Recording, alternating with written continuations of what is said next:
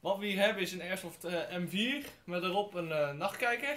Deze nachtkijker gebruiken wij voor ja, nachtelijke potjes of donkere potjes Airsoft. Hij is heel effectief voor ongeveer 100 meter. Dan kan je nog goed onderscheid maken tussen een persoon en bijvoorbeeld de bosjes die omheen zitten. En zoals jullie zien, het is erg donker buiten. Oké, wat je nu in het voorterrein ziet, is een schuurtje. Dit is de nachtkijker die nu gemonteerd staat op de M4. Ongeveer 60 meter.